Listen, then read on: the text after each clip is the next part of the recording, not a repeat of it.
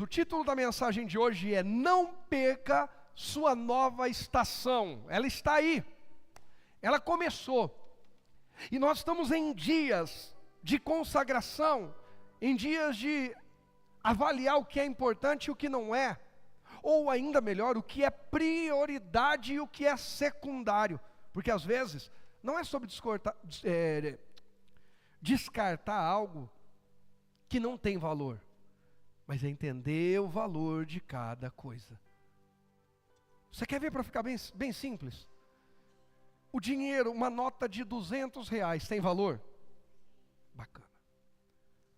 Se eu quiser trocar essa nota de R$200 e falar para você que eu vou te dar uma nota de 100, você aceita trocar? Hein?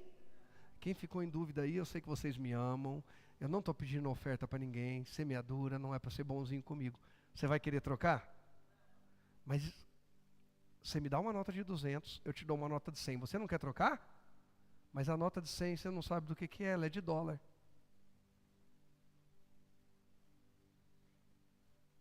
Alguém quer trocar? Perderam. A nota de $100 vai ficar aqui no bolso, eu não vou trocar com ninguém. A nota de R$200 é sem valor? A nota de R$200, aliás, é sem valor? E a de $100? E por que você trocaria? Agora você diz que trocaria. Por quê? Então não é sobre descartar algo que não tem valor algum. É sobre entender o que tem mais valor. Ficou claro nesse exemplo? Em Levítico 23, no verso 23, vamos ler do 23 ao 29. Está escrito assim, ó: o Senhor disse a Moisés: dê as seguintes instruções ao povo de Israel. No primeiro dia do 7º mês, tenha um dia de descanso absoluto.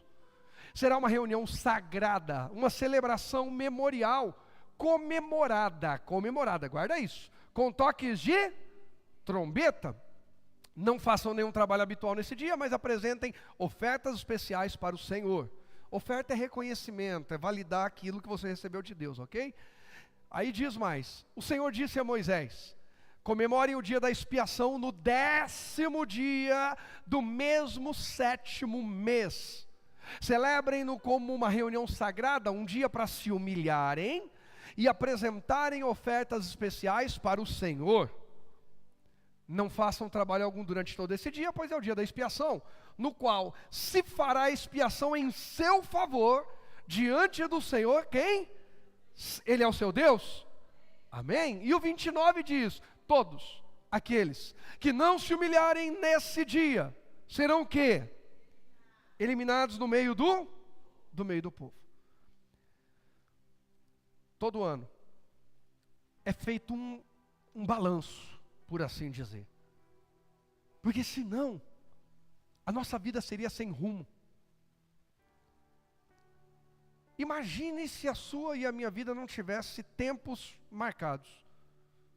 Aí eu nunca vou esquecer, a primeira vez que eu ouvi alguém ministrar sobre a importância dos ciclos, dos tempos marcados, foi o pastor Samuel e a pastora Denise. Precisamos trazê-los lá do Ministério Nova Jerusalém, no Rio de Janeiro, que vieram quando a igreja ainda era na América Brasiliense. Lembra, Jenny? Dezembro de 2013, se eu não estiver enganado. E ele falou que, imagina se a nossa vida fosse uma linha só. E aí falasse assim: eu e a pastora perdemos um filho, tivemos uma gravidez ectópica. Quando? Tivemos. Mas nasceram outros. Quando? Nasceram. Alguém me fez mal. Quando? Me fez mal. Mas alguém que fez mal também pediu perdão e se consertou. Quando? Se consertou. Eu tive momento difícil. Quando? Momento difícil. Mas tive momento bom, momentos bons. Quando? Momentos bons. Quem entende o que eu estou dizendo? Se fosse, imagina aquele dia mal, ele não acaba. O dia da perda não acaba. O dia em que você se decepciona com alguém, não. Então, Deus coloca fim, Deus coloca limite em cada dia, em cada semana, em cada mês, em cada estação, para que tanto as tristezas e dores não sejam uma constante em nossa vida, como também para que a gente não ensoberbeça pensando que tudo é bom, maravilhoso e que não temos que fazer algo novo. Deus estabelece início e fim para todos os propósitos, para que a gente possa analisar tudo que é gratidão, tudo que é correção, tudo que precisa ser reavaliado, tudo que precisa ser consertado, tudo que precisa ser corrigido. E Ele próprio nos dá a oportunidade de recomeçar, de refazer, num novo tempo, num novo dia, numa nova semana, num novo mês, numa nova estação, em um novo ano. Então, tempos estabelecidos por Deus são um presente, uma bênção para nós, para que os dias de aflição não sejam sem fim, e os dias de alegria não nos tornem acomodados, porque amanhã eu quero uma alegria nova, porque amanhã pode ser melhor do que foi hoje. E é assim que a Bíblia diz que a vereda do justo é. O caminho do justo é como a luz da aurora, brilha cada vez mais, cada dia mais, cada hora mais, até que chegue o dia perfeito da volta de Cristo. Nós não podemos desprezar os tempos estabelecidos por Deus. E dentro dessa questão de tempos, Ele estabelece 7 festas. Quantas festas? 7. Dessas 7 festas, que começam em Pessac, na Páscoa, e vai terminar em Sucote, Tabernáculos, essas 7 festas, 4 delas já foram cumpridas profeticamente por Jesus. Gente, eu não sou muito de pregar sobre isso, porque eu não domino, não é... Mas a gente estuda e a gente ora. Eu estou te entregando aqui agora uma mensagem escatológica, para quem gosta de escatologia, estudo do fim dos tempos. 7 festas. É possível uma festa de Deus sem Jesus? Me ajuda, é possível uma festa de Deus sem Jesus? 4 das 7, Jesus já cumpriu profeticamente. Jesus já celebrou Páscoa, já celebrou pães asmos, Pentecostes, colheita, que é o Pentecostes. Jesus já cumpriu 4 delas. Tem 3. 3. Qual foi a da semana passada? Alguém lembra? Festa das trombetas, Rosh Hashanah. Paulo vai falar sobre a trombeta, falei aqui na quarta passada. Hoje estamos celebrando Yom Kippur, essa festa de aliança, de arrependimento, de perdão de pecados. A gente não está aqui cumprindo Yom Kippur no sentido de alcançar perdão de Deus. Se eu não jejuar Yom Kippur, eu não serei perdoado por Deus. Não, não tem nada a ver com isso. É exatamente o contrário.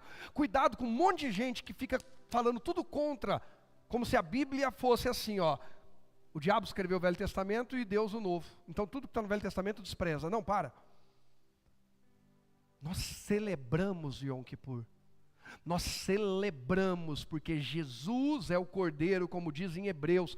Agora em Yom Kippur nós não precisamos sacrificar animais, porque o Cordeiro de Deus que tira o pecado do mundo, derramou o sangue dele em nosso favor. Porém devemos comparecer diante de Deus para celebrar e honrar o nome dele. Quem entende a diferença? Não é sobre eu cumprir um ritual para receber perdão. É na verdade mais ou menos para ficar mais claro, porque daria um estudo mais profundo e teria que levar mais tempo.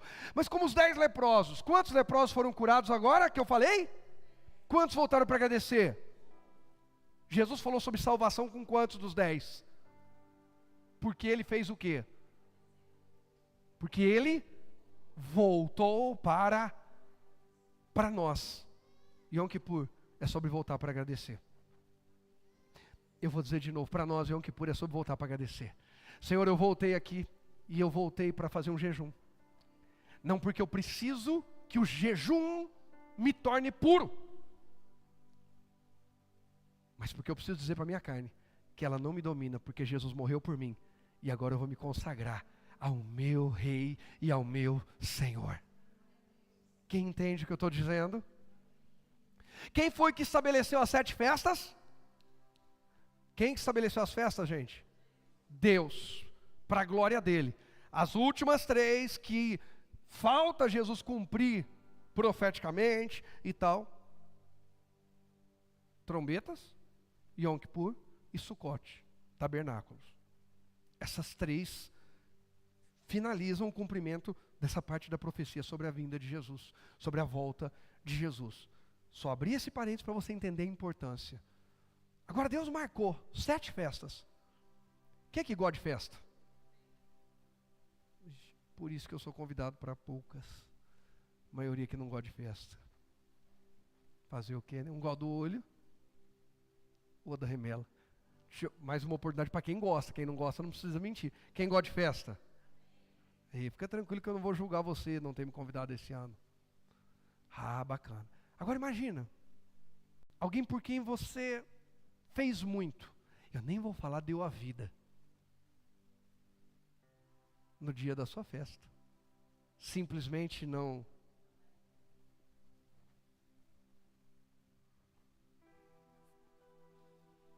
Essas festas são encontros de celebração à santidade do Senhor.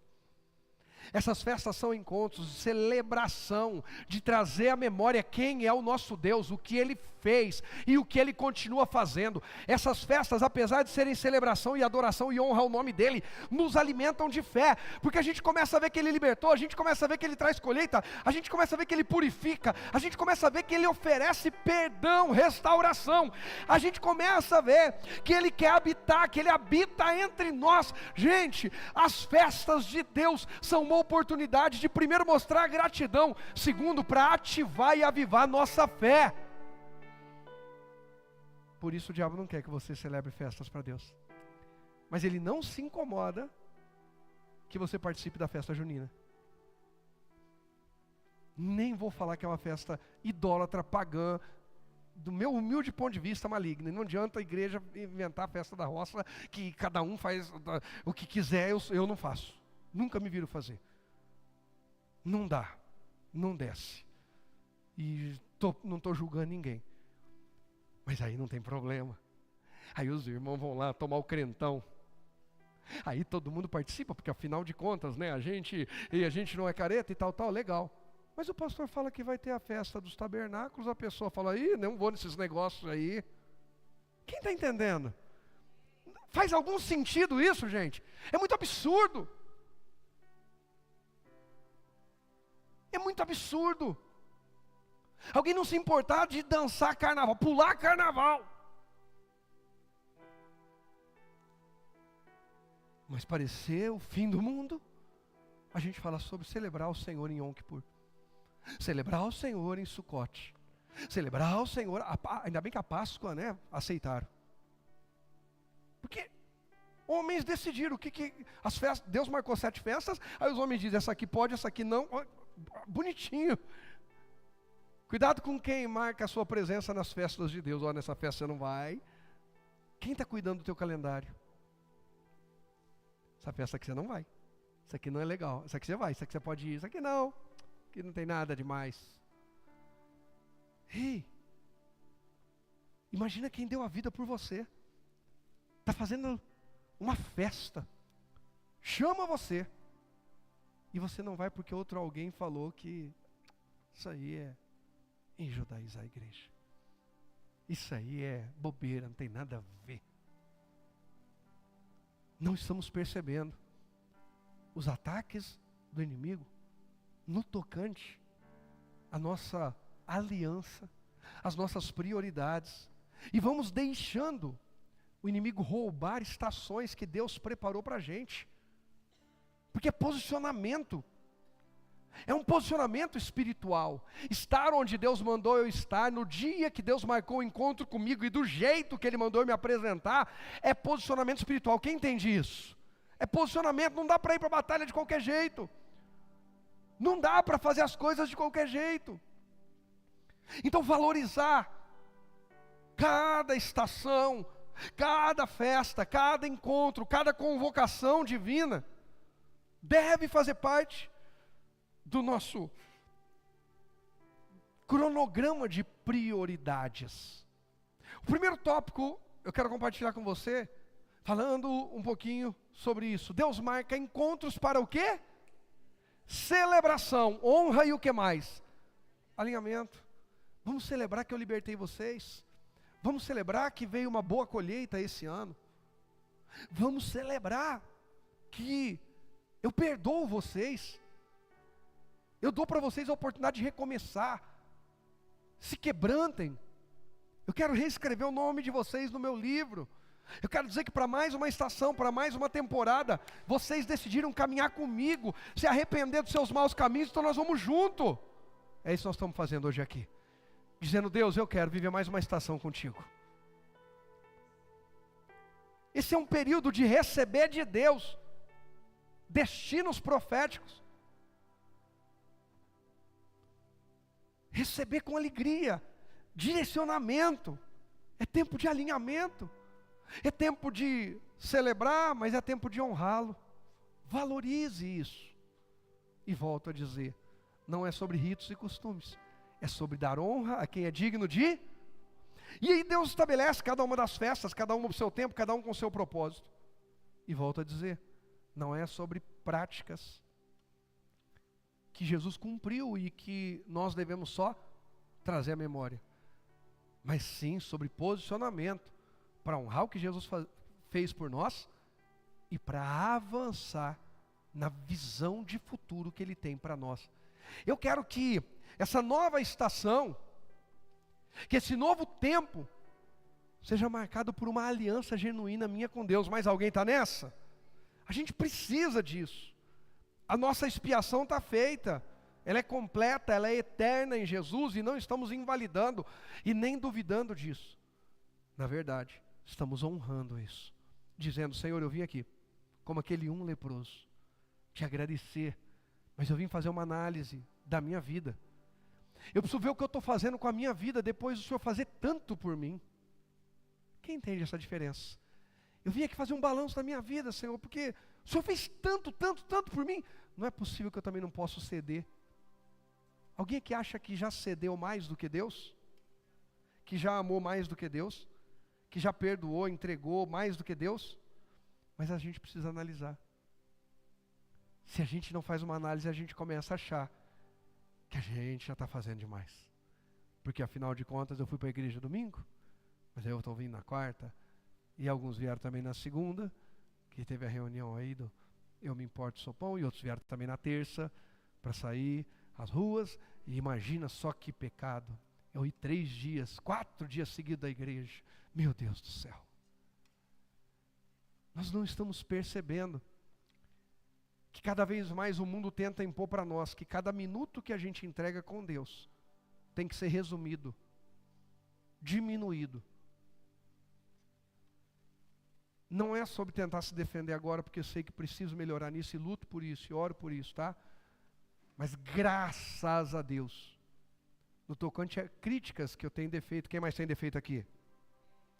Críticas na minha direção, a maioria delas é sobre o tempo de ministração ou de culto.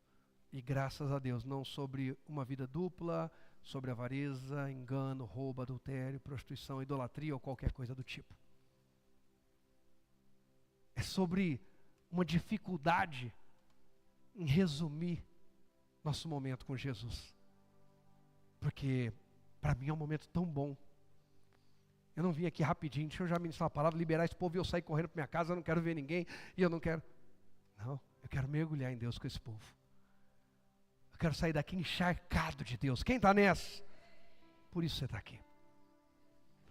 Mas a gente vive uma agenda que o mundo impõe. E com isso, vamos perdendo a nossa nova estação. Entra uma nova estação, Deus tem uma visão específica para ela, Deus tem propósitos, projetos, objetivos específicos, mas a gente está tão acelerado, tão apressado, a gente está igual Marta. A gente até leva Jesus para casa. Quando a gente fala de Marta que repreendeu Maria, e Maria quis ficar aos pés de Jesus, e Maria parece que fez tudo certo, quem foi buscar Jesus foi Marta. A gente precisa ter dentro de nós a Marta e a Maria. A gente precisa ter a proatividade de Marta, que vai buscar Jesus e que tem disponibilidade, que tem proatividade para servi-lo. A gente precisa. Mas a gente também precisa ser Maria para saber a hora de parar tudo e só ficar aos pés de Jesus, ouvindo e aprendendo e adorando e nos relacionando com Ele. Quem entende o que eu estou dizendo? A gente precisa desse equilíbrio. No mundo de Marta, ser Maria. E no mundo de Maria, ser Marta. Nenhuma das duas é descartável. Precisa ver o equilíbrio entre as duas. Porque tem gente que não faz nada, se depender dele a igreja fecha. Ele não move uma palha pela igreja e reclama quando os outros não lhe dão tratamento VIP. Tomar banho. Não. Eu quero servir. Porque a minha referência é Jesus. E Jesus diz que o Filho do Homem não veio para ser servido, e sim servir. E dar vida em resgate de muitos. Quando a gente enxerga desse jeito, a gente não entra por aquela porta já exigindo que nos tratem, que façam por nós, isso ou aquilo. A gente entra dizendo como eu posso fazer pelo meu próximo. Deixa eu ver alguém que precisa hoje receber um toque de Deus e que esse toque venha também através da minha vida. Quem entende? Acaba a rivalidade, acaba os ciúmes, acaba a vaidade, acaba o... E cresce o cristianismo. Deus manda todo o povo celebrar, porque na hora da festa é todo mundo igual. Todo mundo ri junto. O mais rico e o mais pobre, o mais feio e o mais bonito. O que está vivendo o melhor ou o pior momento da sua vida, ele vai parar tudo para lembrar de Deus, agradecer a Deus, honrar a Deus. Quem entende? É sobre isso. E Mateus, vamos comigo em Mateus 23. Se você pensa que a gente vai ficar preso ao Velho Testamento, vamos dar uma olhadinha em Mateus 23. Que eu confesso para vocês que quando eu estava estudando e vi isso aqui, falei, meu Deus do céu, é muito sério. Como diria o outro, é muito forte, Brasil. Olha o que está escrito em Mateus 23. Isso aqui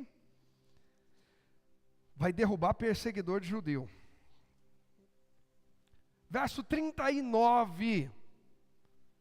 Pois eu lhe digo, você nunca mais me verá, até que diga o que, gente? Que diga o que? Bendito é o que vem em nome do Senhor. Quer mais um sinal escatológico da volta de Jesus? Aí, Marcelinho, você gosta desses estudos sobre a volta de Jesus? Quer mais um sinal? Quando Israel, quando quem? Voltar a dizer. Porque eles disseram na entrada triunfal, o Salmo 118 profetizou sobre isso, se eu não me engano, o verso 36, ou algo do tipo. Quando Israel voltar a dizer, Beto, bendito o que vem em nome do... Será que nós precisamos ficar atentos aos sinais em Israel? O relógio de Deus aponta para lá. Quando a gente começar a ver aquele povo dizendo, bendito que vem em nome do Senhor. Deixa eu te dizer uma coisa, nessa estação de 5, 7, 8, 6, os rabinos estão dizendo que é tempo de ver o Messias. Já começou um movimento em Israel.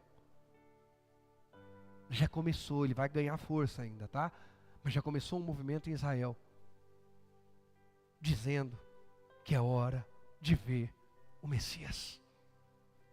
Portanto, bendito...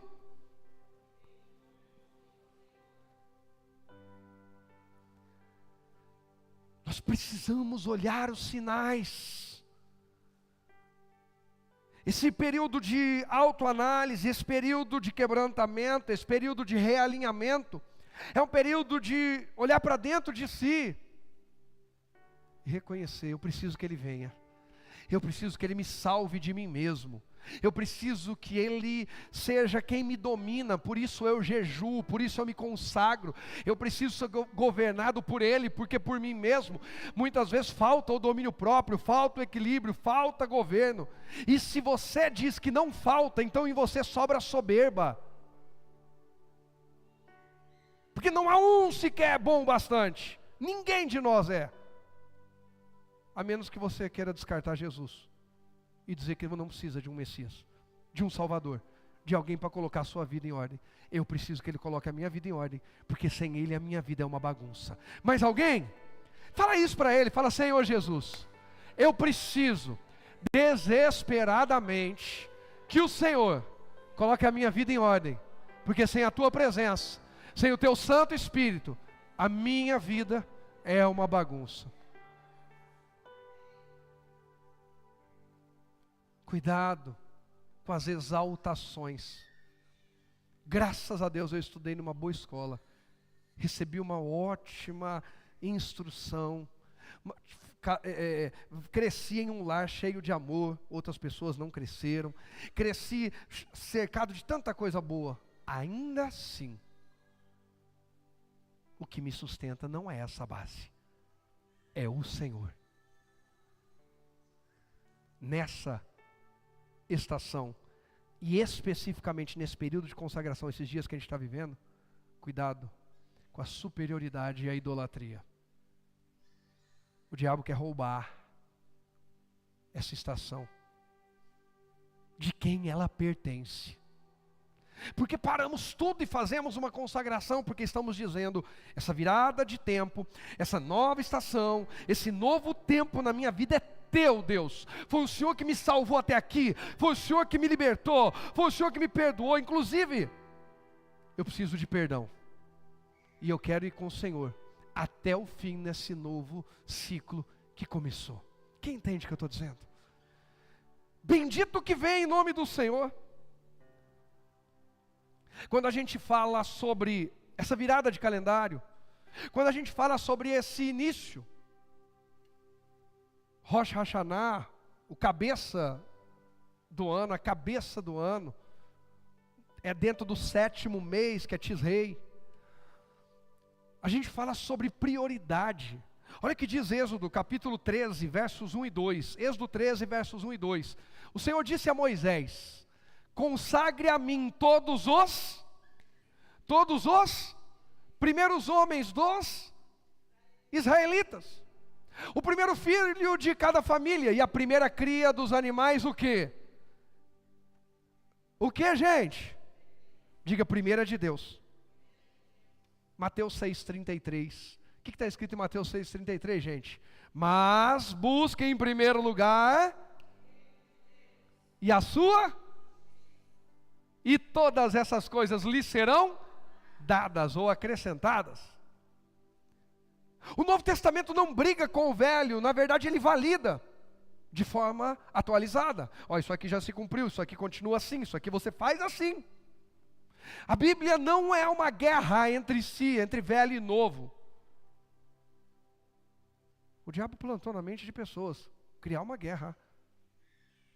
É o livro de Deus, de Gênesis a Apocalipse. É a palavra revelada de Deus, de Gênesis a Apocalipse. Ali tem profecias que já se cumpriram e que devem ser honradas. Não é porque se cumpriu que não vai ser honrado. E tem profecias que ainda vão se cumprir. Quem entende isso? Por exemplo, a profecia de Deus sacrificar o próprio filho numa cruz, já se cumpriu? Hein? Então por isso, a gente não está nem aí para isso, né? Vamos descartar isso. É assim? Engraçado que a profecia sobre o sacrifício do Filho do Homem, que já se cumpriu, a gente não descarta. E não deve, pelo amor de Deus. Mas a gente quer descartar algumas outras. Cuidado, para não perder o melhor de Deus nessa nova estação. Por dar ouvido a alguém, eu ou qualquer pessoa, eu não sou absoluto em nada, a palavra de Deus é. Por isso eu vou estudar, eu vou lá, eu peço. Deus fala alguma coisa comigo, eu falo, Deus, agora o Senhor precisa me mostrar aqui, eu preciso achar alguma coisa, para ver que eu não estou viajando, que não é coisa da minha cabeça. Primeiro, Deus falou, Moisés, o primeiro filho de vocês, primeira cria. Quanto aos inimigos de Deus, que exploraram o povo de Deus, falando de Moisés e falando do Egito, o que Deus fez? A última praga para então libertar o povo de Israel no Egito, qual foi? A morte de quem? De qualquer filho.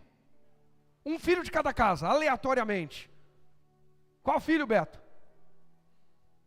Primeiro. Faraó, o teu primeiro não é páreo para o meu primeiro. Não, eu vou dizer de novo, alguém vai pegar. Faraó, o teu primeiro não é páreo para o meu primeiro. Diabo, a sua primeira proposta, a sua melhor e maior proposta não se compara com o que Deus tem para a minha vida. O primeiro de Deus para mim é melhor. O primeiro de Deus para mim é mais prazeroso. O primeiro de Deus para mim é muito mais realizador. Que caia por terra todos os primeiros do mundo. Eu não estou falando de morte de gente, pelo amor de Deus. Eu estou falando de cultura, de pecado, de idolatria, de soberba, de qualquer tipo de desvio em relação à palavra de Deus. É muito comum você ver em Rosh Hashanah, que é o começo de uma nova estação, haver um ataque contra Israel.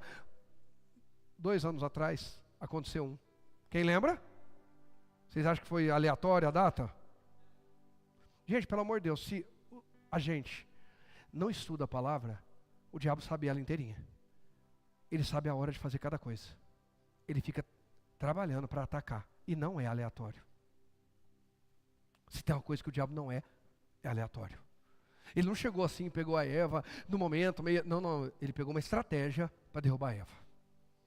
Lúcifer precisou pegar uma estratégia para derrubar com ele, para convencer uma rebelião. Gente, pensa, rebelião no céu. Meu Deus, o sangue de Jesus tem poder. Olha que doideira, gente. Rebelião no céu. E conseguiu enganar e levar com ele quantos por cento dos anjos? 20%, a quinta parte.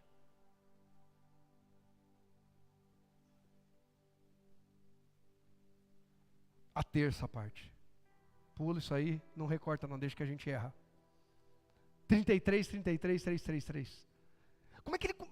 Gente, que ele tivesse levado um. O bicho foi estrategista e ficou falando, aí o outro concordou, aí pegou outro anjo, foi e concordou. Os anjos vendo a glória de Deus. Imagina você e eu vendo a glória plena, perfeita de Deus. E ainda assim se rebelar. Isso aí, gente, eu vou falar de verdade. Isso aí chega a ser um alívio para a nossa alma. Porque a gente faz tudo certo e alguém se rebela contra a gente. Na amizade, no trabalho, na igreja, na sociedade, em qualquer lugar. É ou não é assim, gente? Mas fizeram assim com Deus? Quem somos nós? Em Deus eles não acharam defeito, em nós acham. Razão é diferente de defeito. Motivo é diferente de defeito. É estrategista. Deus foi lá e falou assim, é isso que você quer? Tum! Faraó entrou em desespero e falou, sumam daqui, vão embora. A gente vê que Moisés foi atacado em Rosh Hashanah. Porque o diabo estava vendo o projeto de Deus através de Moisés, o libertador. Jesus foi atacado em Rosh Hashanah, na virada do calendário. Por quê? Porque o diabo viu que o Filho de Deus havia nascido e que havia um projeto de Deus na terra. As estações são estabelecidas como sinais, não é para a gente andar. E o diabo vai fazendo a leitura e ele começa a atacar. Não por acaso um monte de gente em períodos como esse cai na fé. Declina na fé. Esfria, esmorece. Comete pecados que não cometia há meses. Às vezes até quase um ano. Algumas tentações, algumas pressões vêm em períodos como esse. Para que o primeiro período da nova estação, ao invés de ser consagrado a Deus, seja consagrado ao diabo. Esses dias mais do que nunca nós somos, estamos sendo e seremos tentados a sair da linha. A ver o que não era para ver, a ouvir o que não era para ouvir, a se comportar como não era para se comportar. Por quê? Porque é uma base. É uma o quê? Olha o que diz Romanos 11, vamos lá. Romanos 11. Eu vou começar a ler e vou pôr 2 tópicos aí. Na verdade, uma sequência de tópicos. Romanos 11, 16. Põe na Almeida Revista e Corrigida para mim, por favor. Deixa eu ver se esse aí que eu vou ler na Almeida Revista. Eu peguei só um na Almeida Revista Corrigida para ficar mais prático, para eu não ficar tendo que... Não, pode ser na NVT, esquece. Almeida Revista Corrigida é Provérbios 3, se eu chegar lá. Se a parte da massa entregue... É assim, é Almeida Revista Corrigida. Eu não anotei, mas é. E se as primícias são santas, também a massa o é. E se a raiz é santa, também os ramos. Se a primeira parte é santa, ela santifica o restante. Mas se ela é contaminada, o restante já começa sendo contaminado. Pastor, então quer dizer que é só fazer a primeira parte bem, depois avacalhar com tudo? Obviamente que não. Mas pensa comigo em uma árvore. Ela tem o tronco. Se o tronco está doente, quantos galhos vão receber da doença dessa árvore? Quantos? Mas se for um galho lá na ponta que está doente, quantos galhos vão receber? Por isso, a sua primícia, a minha primícia de tempo, de foco, de coração, de adoração, de recurso, de disposição, de qualquer coisa é tão importante para o diabo. Sabe aquela história de vamos acertar na base para derrubar tudo? Por isso a primícia santifica o restante. Aqui nós estamos lendo o Novo Testamento, tá? Eu nem fui no Velho. Se as primícias são santas, a massa toda é santificada. Se a raiz, a base é santa, os ramos também recebem um alimento santo. Não, pastor, mas não tem nada a ver com a gente. Vamos continuar a leitura até o 22. E se alguns dos ramos forem quebrados, e tu, sendo zambujeiro, foste enxertado em lugar deles, e feito participante da raiz e da seiva da oliveira. Participante da raiz da seiva. Gente, quem que é o zambujeiro aqui? Dá uma olhada para quem está lá, dá um sorriso, diga prazer. Zambujeiro. É ruim de falar esse nome, né? É. O zambujeiro é o enxertado para facilitar gentil. Não é o povo original, não são os judeus. Vamos continuar. A Bíblia fala com a gente. 18. Não te glories contra quem? O que seria isso? Me ajuda, Adri. O zambujeiro, que somos nós, os gentios. Não se glorie, não se ensoberbeça contra o ramo, que é original, que são os... Quem, Beto? A Bíblia no Novo Testamento está dizendo para eu não me voltar contra eles? Deus tenha misericórdia da nossa nação e das cachaças. Vou falar assim para não ser preso.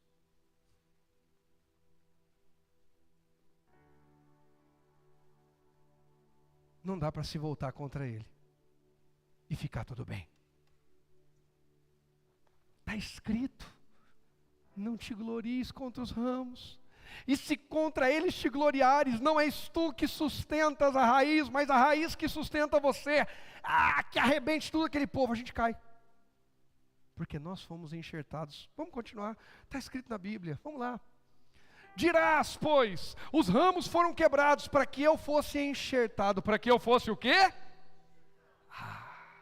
Quem é que entende que foi enxertado? Através do sacrifício de Cristo fomos enxertados. Jesus disse que Ele é a videira verdadeira, o Pai nós somos os ramos e o Pai é o agricultor. Mas nós somos ramos enxertados. Os ramos originais se rebelaram. Quem cuida deles é a raiz. Eu não sou a raiz, eu não sou Deus. Eu não sou agricultor, eu não sou a videira. Que caia por terra, que em nosso meio não haja síndrome de videira ou do agricultor. O agricultor é Deus, a videira verdadeira é Jesus e nós somos ramos. Não cabe a nós levantar rebeliãozinha. Agora, tirando um pouco da questão do povo judeu e dos gentios, entre nós chega alguém novo, que está num processo de conversão, o endemoniado. Não vou falar o endemoniado. Crente velho começa a julgar. Miserável, você foi enxertado também. Quem você e eu achamos que somos? A raiz cuida de entregar o alimento. Os ramos cuidam de ficar apegados. Cabe a nós ajudar aqui o novo convertido, que o que ainda não se converteu fique apegado recebendo o bom alimento, fique apegado recebendo o bom alimento. Mas se Deus vê que ele não quer, a Bíblia diz que é o próprio Deus que corta. João 15, depois lê em casa o Evangelho de Jesus escrito por João 15. Jesus disse: se ele repreende, a pessoa não quer ouvir, ele corta. Não é a poda é para crescer. A poda, nós estamos aqui, jejum, isso é poda. Podia tomar um milkshake hoje depois do culto, não vou, poda. Podia comer um lanche, não vou, poda. Minha vontade podada. Diferente do cortado e lançado no fogo. Está lá em João 15. Não dá para eu ler tudo aqui, mas eu vou dando a referência e você vê na Bíblia e vê se eu estou falando bobagem. Deus faz. Ele alimenta.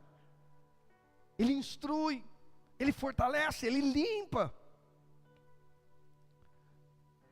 Dirá, pois os ramos foram quebrados para que eu fosse enxertado. 20. Está bem, pela sua incredulidade foram quebrados. Sim, os que não creram em Jesus como Messias estão quebrados até hoje. Ninguém está negando isso. Nós não estamos idolatrando um povo. Quem entende o que eu estou dizendo? Pelo amor de Deus, gente, eu não estou levantando um altar a um povo. Quem entende isso?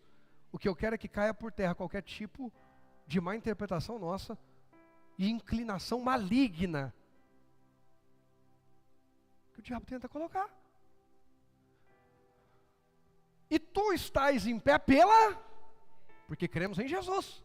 Então não, lê para mim, vai. Eu vou até sair da tela nessa hora para quem está em casa ler sozinho.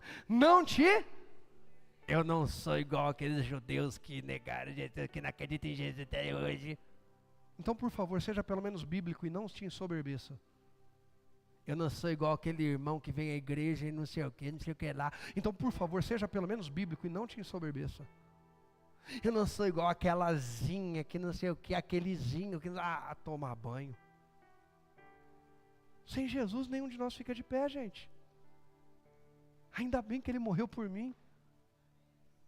Hoje eu estou jejuando, não é para ele me salvar, não é para ele gostar mais de mim. É primeiro para honrá-lo. Segundo, para dizer para a minha carne, eu tenho um Senhor e não é o McDonald's. Não é a comida da lindinha que eu amo. O Senhor da minha vida é Jesus. Por ele eu fico até sem comer, eu gosto de comer. Pensa. E tu estás em pé pela fé, então não te ensoberbeça, mas temor, cuidado. Não deixa os outros te levar como massa de manobra. Gente que não tem entendimento nenhum fica falando igual papagaio. Não estuda. Mas fica indignado quando você faz um jejum. Já faz jejum, não que filho, só me fala uma coisa, quantas vezes você jejuou esse ano? Eu não preciso jejuar, é só quando sente falta do noivo. Desculpa, Espírito Santo de Deus. Tem gente que é muito. Irmão, eu jejuo direto, eu preciso jejuar pra caramba. Minha carne toda hora quer deixar ou triste, depressivo, desanimado, ou explosivo, ou descontrolado, ou temperamental, ou julgador, ou vaidoso, ou orgulhoso. Esses dias eu assisti um vídeo lá que eu tomei na cara, eu vi quanto que eu sou orgulhoso. E não é por nada não. O orgulho não era uma coisa assim que eu via muito latente na minha vida, mas eu descobri que eu sou. Bastante. Eu tenho dificuldade de visitar hospitais. Eu abro o coração aqui, eu já vou me escangalhando. Eu vou e faço visita e oro pelo enfermo. Mas eu me sinto mal, mas eu sei que Deus cura, aí eu oro e vai ser curado. E tem muitos testemunhos. Mas não é todos. Todos são? E aí aquilo mexe comigo, eu falo, ai meu Deus, será? Aí eu olho para mim, será que eu estou não sei o quê? Será que eu não consagrei disso? Será que eu isso? Será que eu aquilo? E eu ouvi um pregador esses dias falando assim, ore pelo enfermo. Ore declarando a cura dele. Se ele for curado, você deu glória a Deus. Porque você disse que foi o Senhor que curou, amém? E se ele não for curado, você deu glória a Deus? Por quê? Porque o teu ego esvaziou naquela hora. Todo mundo falou, e aí, não foi curado? Falando, não, eu orei, Deus pode curar, mas não curou. Aí você sai murchinho, o teu ego foi lá embaixo. E eu percebi que eu não gosto que o meu ego fique lá embaixo. Mais alguém? É libertador confessar pecados. Quero ser livre. Quero amar Jesus, eu não quero ganhar estrelinha. O verso 21 vai dizer, porque se Deus não poupou os ramos naturais, quem eram? Quem são os ramos naturais, gente? Judeus. Teme que te não poupe a ti também, se acha muito melhor. Eles erraram e ficaram de fora, aí você vai errar julgando eles, vai ficar de fora também. Como alguém já diria, trazendo, né? Faz a tua e fica de boa. Faz a tua bem feitinho e não te mete onde não é. O 22 vai dizer: considera, pois, a bondade e a severidade de Deus, para com os que caíram severidade, mas para contigo a benignidade de Deus. Se, o que está escrito? Se permaneceres na sua benignidade. Por que a gente volta a fazer uma análise? É sobre permanecer. Deus, eu estou analisando como foi meu último período, e eu quero permanecer em Ti, e eu quero Te agradecer, porque se o Senhor não tivesse me sustentado, eu tinha caído, e eu quero Te pedir perdão, porque algumas vezes eu errei, eu balancei até cair, mas o Senhor me levantou, e agora eu quero ir contigo, firme e forte. Isso é permanecer na sua benignidade. De outra maneira também tu serás o quê? Cortado. Põe até o 24 já, para não voltar aí. E também eles, se não permanecerem na incredulidade, serão enxertados. Eles ficaram de fora porque duvidam de Jesus. Mas você vai ver o rebuliço, que em nome de Jesus, que a gente pregue Cristo e aconteça na nossa época. Quando aquele povo despertar, cair a venda, cair as escamas, cair o véu que está sobre os olhos deles, reconhecerem, Jesus é o Messias. Meu irmão, você vai ver o avivamento que o mundo vai provar. Eu creio nisso. Mais alguém? É bíblico. O avivamento vem através deles. Eles vão começar a dizer bendito. É bíblico ou não é? Jesus não disse, a gente não leu hoje aqui? O avivamento vem quando eles disserem bendito. Então chuchuzinho que não gosta deles vai ter que engolir, porque eles vão dizer. Eles vão proclamar Cristo. Quando eles começarem a proclamar Cristo, claro que tem gente lá que já proclama. Tem judeu messiânico, tem rabino messiânico, cristão, mas tem os ortodoxos e tal. Mas quando proclamarem, irmão, aí Deus faz assim, ó, vocês estavam de fora, mas agora vocês estão dentro de volta. Se Deus pegou quem não era e fez ser, imagina quem era. O pai recebeu o filho pródigo de volta em casa? Então cuidado para não brigar com o filho pródigo, porque vai ter festa para ele. É a Bíblia que mostra. Serão enxertados, porque poderoso é Deus para os tornar a enxertar. E o 24 diz: porque se tu foste cortado do natural zambujeiro, e contra a natureza enxertado na boa oliveira, a gente era gentil, tudo perdido, idólatra, mundo, e a gente foi enxertado na boa oliveira, unção, óleo, virtude, vigor. Quanto mais esses que são naturais serão enxertados na sua própria o quê? Oliveira. Senhor, desperta o teu povo. Você pode dizer, diga, Senhor, desperta o teu povo. Desperta os nossos irmãos judeus. Você tem que orar por isso, para que os olhos dos nossos irmãos judeus se abram para Cristo. Quem entende isso? Põe o tópico, por favor. Agora pega essa sequência aqui, que isso aqui é a base da mensagem. Novas estações exigem, primeiro, por que Yom Kippur? Por que parar nesse período? Porque entramos na cabeça dos anos. Primeiro, prioridade. E para começar bem esse novo tempo, faça uma análise de você mesmo. O jejum e a consagração é você julgando você mesmo. Paulo vai dizer isso. 1 Coríntios 11, 28. Examine-se o homem a si. Pronto. O jejum é eu examinar o quanto a minha carne tem autoridade sobre mim, e o quanto eu não quero mais que ela tenha. Faça uma autoanálise. O que mais? Conserto, arrependimento. Não dá para entrar na nova estação carregando a sujeira da velha estação. Conserta isso. Não dá para entrar no novo de Deus carregando sujeira, o lixo do velho de Deus. Não dá. Quem é que gosta de comer, já que estamos falando de jejum, de comida? Aí você almoça e deixa o prato na mesa para jantar. Não é assim na sua casa? Você não come sentado à mesa? E você não deixa o prato na mesa? Você faz o que com ele? Tem que lavar o prato para voltar a comer? Uma nova refeição exige uma análise de como está o prato, uma limpeza e posicionamento. Uma nova estação exige uma análise de como está o prato, como está o vaso, uma limpeza e um posicionamento, e eu quero. Próximo. Agora aqui vai pegar, cadê? Alinhamento de... Não se espante, Deus faz o alinhamento que Ele entende necessário. Creia nele apenas. Não é sobre quem é maior ou menor. Não é sobre quem é melhor ou pior. Quando eu preciso de borracheiro, não adianta aparecer para mim o eletricista. Eu preciso de...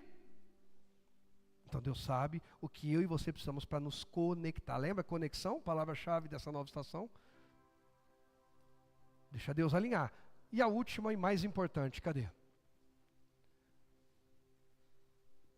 E acima de tudo o quê? Porque se as primícias são santas, toda a massa... Quem é a prioridade da tua e da minha vida? Quem é a prioridade do nosso tempo? Quem é a prioridade da nossa agenda? Eu dei um exemplo aqui, não sei se foi esse domingo ou se foi na outra quarta, algum dia desse. Imagina que a pastora Angélica fala assim para mim. Não que eu ligo para ela e falo, linda, não faça comida, não faça nada, que eu vou te pegar, nós vamos sair para comer. Aí ela pergunta para mim, com quem? Se a tua mulher pergunta com quem, marido, ou vice-versa, esposo, é que a gente já está meio queimado. Com quem? Eu falo, como assim com quem? Não, se a gente vai sair para comer é com alguém.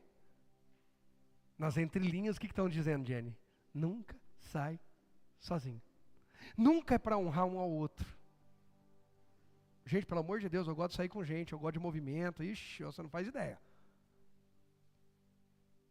Mas a minha esposa não vai ser uma mulher plenamente feliz se ela ver que eu só saio se eu levar mais alguém. Só saio com ela se mais alguém for junto. Que raio de homem é esse? Não, amor, eu e você. Ou eu, você e as crianças.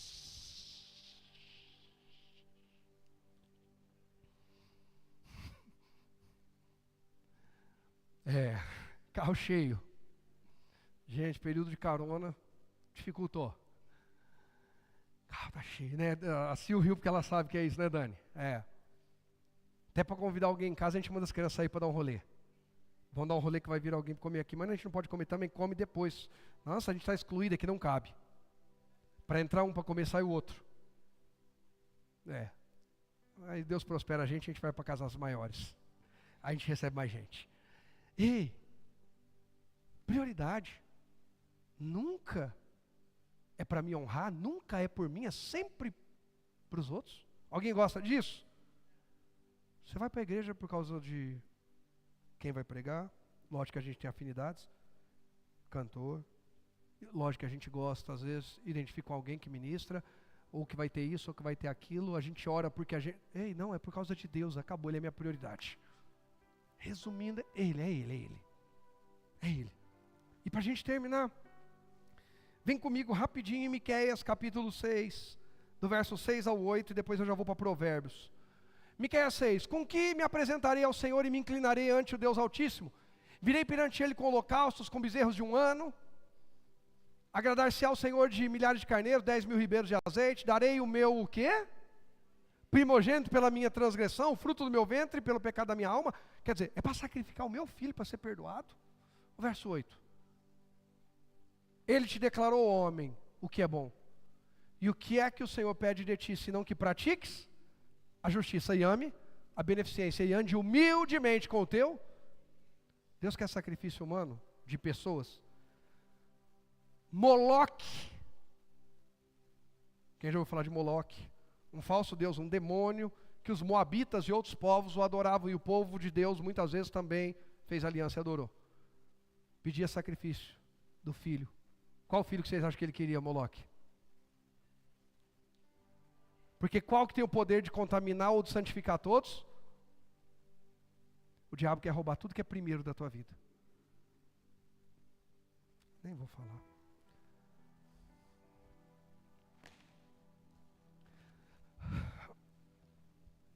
O celular despertou, acordei. Ai, bom dia. Deixa eu ver quem mandou um zap aqui. Deixa eu ver o Instagram do fulano. Deixa eu ver onde fulano foi ontem à noite. Quem é o primeiro do meu e do seu?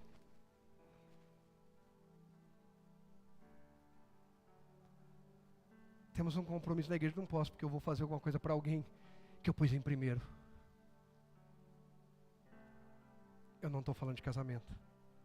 Deus, família, trabalho, servir. Deus é o primeiro. ou o diabo está roubando a primícia de Deus? Da nossa atenção, do nosso tempo, da nossa fé, da nossa pureza em aprender e conhecer. Ou o primeiro que chegar leva. Quem falar de forma mais bonitinha leva. Não deixa. Põe aí, vai. Põe o tópico. Não deixa o inimigo roubar essa sua nova estação. Ele quer roubar. Ele queria atacar Jesus em Rosh Hashanah. Ele quis atacar Moisés em Rosh Hashanah. Ele quer roubar o início, para a gente já começar mal. Gente, quando o dia começa ruim, é fácil reverter? Hein? Como é que fica o estado da tua alma? Bom ou ruim? Positivo ou negativo? Agora quando o dia começa bom, você encara os B.O.s falando, não, mas hoje o dia... E hoje o dia tá bom. Hoje pode vir os B.O.zão que vai dar tudo. Coloca Deus em primeiro. Que bom que você veio hoje aqui. Você colocou Deus em primeiro lugar, mas eu estava cansado, pastor, eu estava com dor, pastor, eu também. Eu com dor deitei, levantei, pulei. Meu Deus é o primeiro, é Ele que me cura. Eu dependo dEle. Claro, com juízo, mas depende dEle. Não deixe sua nova estação ser roubada. Consagre a quem? A Deus. Provérbios 3, versos 9 e 10, na Almeida Revista e Corrigida. Honra o Senhor com a tua fazenda e com as primícias de quanto? Toda a tua renda. E qual a consequência disso? 10. E se encherão os teus celeiros de que jeito? Abundantemente transbordarão de mosto os teus lagares. Então honra a Deus com as primícias que Deus transborda no todo. Provérbios 16, versos 3 e 6 na NVT. Confie ao Senhor tudo o que você faz. Tudo. Confia a Deus, prioridade. E seus planos serão o quê? Bem-sucedidos. E o verso 6 diz: amor e fidelidade fazem expiação pelo pecado, o temor do Senhor evita o mal. Deixa eu falar uma coisa para vocês. Eu não sei. Vocês têm mais 5 minutos? Tem ou não tem?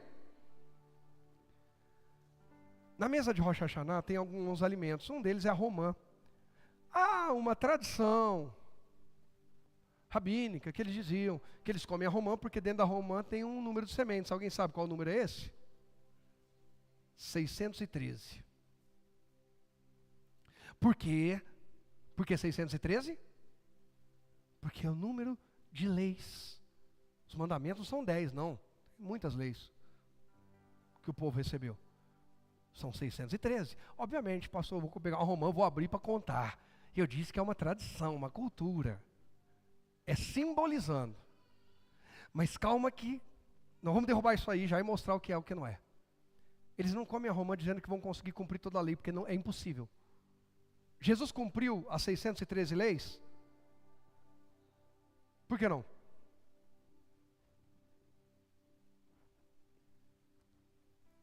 Quem acha que não? Quem acha que sim? Quem acha que sim? Alguém acha que sim? Tinha lei que era para purificação da mulher na menstruação. Jesus menstruou. 248 leis eram sobre órgãos internos, era cuidado da vida interna. 365 externo. Muitas leis ali são apenas cuidados, higiene e outras coisas mais de saúde. E tem, como disse, da menstruação, é para a mulher. Os homens vão cumprir essas leis? Então ninguém come romã em Rosh Hashanah para dizer que vai cumprir as 613 leis, porque não é necessário. As leis que são direcionadas às mulheres não servem para os homens. As leis que eram só para os sacerdotes, para o rabino, não cabia às outras pessoas. Quem entende o que eu estou dizendo? Mas toda a lei,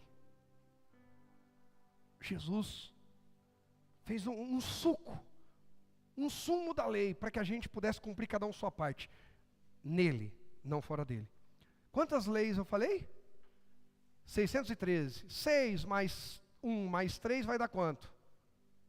6 mais 3 mais 1. 6 mais 1 mais 3 é igual a quanto? Em Provérbios, cadê o Provérbios aqui que eu peguei? 3,16. O 3,16 diz assim, ó: com a mão direita ele oferece vida longa, com a esquerda, em cada mão pulam o cabrinha lá, ó, deixa ele de fora. Quantos dedos a gente tem em cada mão? Ou 20 dedos? No final do culto, eu quero te conhecer. Quantos dedos a gente tem em cada mão? No total?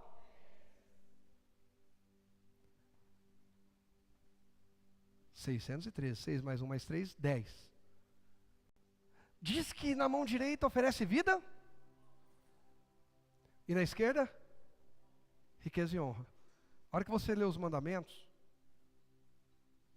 parte deles, mão direita, vamos falar sobre vida longa, relacionamento com Deus. Relacionamento com Deus e vida longa. Só adorar Ele, só honrá-lo, só servi-lo, honrar pai e mãe para que prolongue os teus dias. E a outra parte vai falar sobre riqueza e honra, porque vai falar sobre relacionamento com os outros. Relacionamento com o próximo. Não furtarás, não matará, não adulterará, não cobiçará. Sabe por quê? Porque Jesus, põe para mim aí Marcos 12, Marcos 12, 29 e 30, para a gente finalizar. Jesus respondeu, o mandamento mais importante é esse: ouça, ó Israel, o Senhor é o nosso Deus, é o único. Quantos? Único. Primeiro. É Ele. Único. E o 30? Ame o Senhor seu Deus de todo o teu, toda a tua, e de toda a sua mente, de todas as tuas forças. Pode continuar. Cadê? E o segundo é igualmente importante: ame o seu próximo como a si. Nenhum outro mandamento é maior do que? Porque os 10 estão entre amar a Deus e amar o próximo. Se eu fizer isso, eu cumpri tudo o que Jesus queria que eu cumprisse, que eu dou conta, que eu posso. E por que eu paro para me consagrar? Para ficar dentro dessa palavra. Eu paro para me consagrar, para alinhar a minha vida, porque nessa nova estação eu quero avançar, não fazendo uma listinha de 613 leis, mas perguntando para Deus: isso que eu vou fazer, eu estou amando o Senhor em primeiro lugar? Sim, então eu posso fazer. Isso que eu vou fazer, eu estou amando o meu próximo como a mim mesmo? Sim, então eu posso fazer. Se a resposta é não, eu não posso fazer, eu peço perdão, eu coloco a minha casa em ordem e avanço para a nova estação. Coloca aí o tópico para a gente poder orar. Não deixe sua nova estação ser roubada. Consagre a Deus. E como diz a Bíblia, seus pensamentos serão estabelecidos. Haverá vida longa, riqueza, honra. Haverá realização da parte de Deus, porque Ele foi honrado por você em primeiro lugar. Só quem crê diz. Pode aplaudir ao Senhor Jesus. Pode aplaudir. Pode aplaudir.